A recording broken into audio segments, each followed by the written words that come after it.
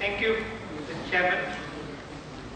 May I begin by thanking the organizers for inviting me. It's always a pleasure to come to your homestay, and every opportunity I get, I eagerly accept it. I'm going to approach the issue of,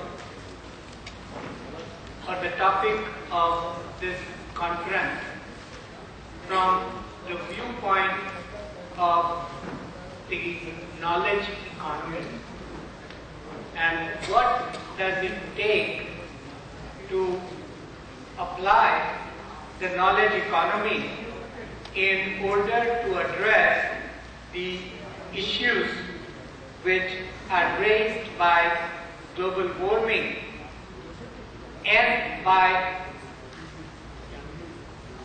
globalization in general, two variety of areas of relevance to India. We know now that there is increasingly less and less sharp distinction between different sectors of the economy, such as agriculture, manufacturing, industry, and services. So when we think about the application of knowledge economy, we need to think in an integrated way about all the sectors. So what I say about agriculture will be implicit in some of my remarks.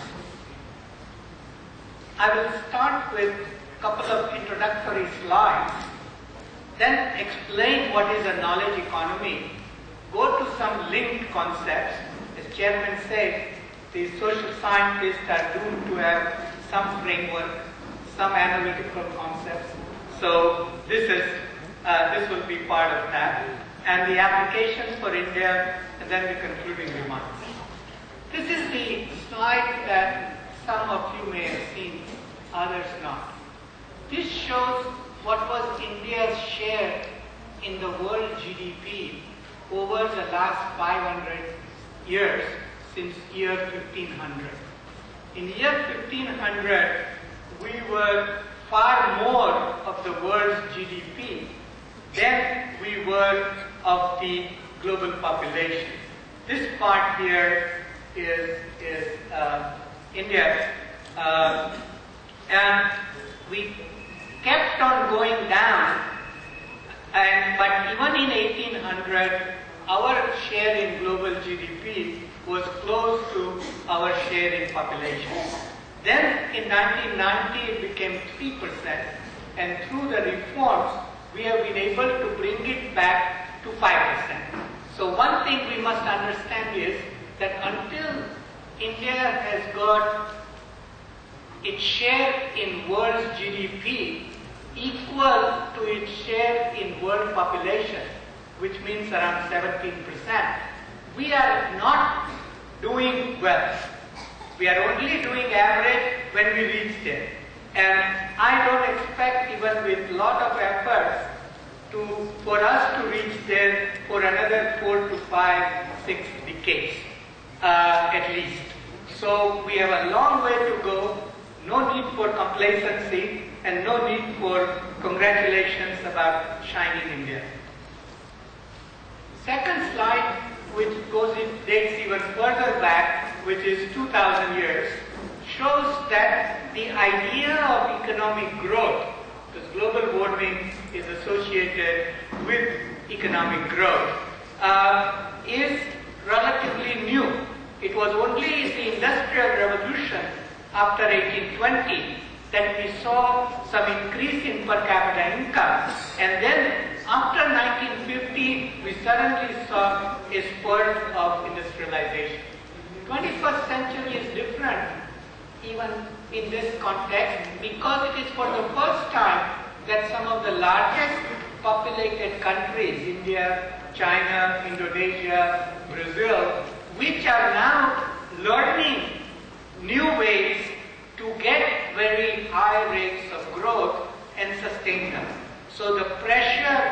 on the global resources, on global warming, and therefore the concomitant counter pressure to use resources as efficiently as we can, so we continuously reduce the inputs which go into producing a 1 unit of output or GDP. That is our imperative. It's not a luxury, and it is something that we must do far better, far more honestly than what we have been doing.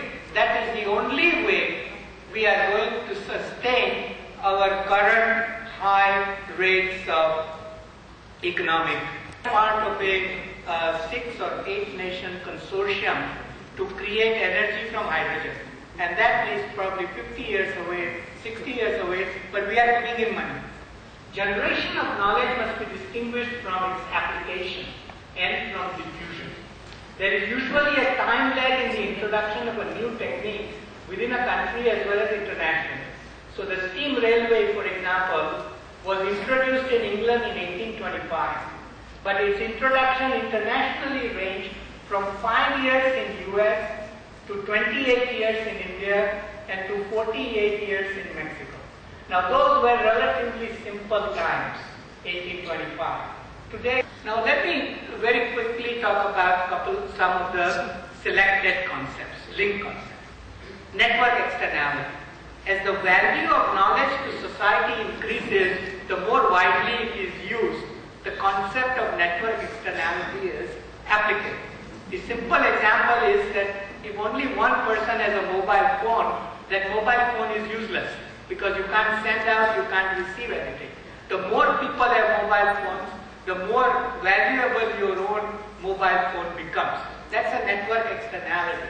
In the knowledge economy, what happens is that once you acquire the knowledge, the society must have the systems, and the organizations within them must have systems whereby that knowledge gets shared in a way that improves the working efficiency of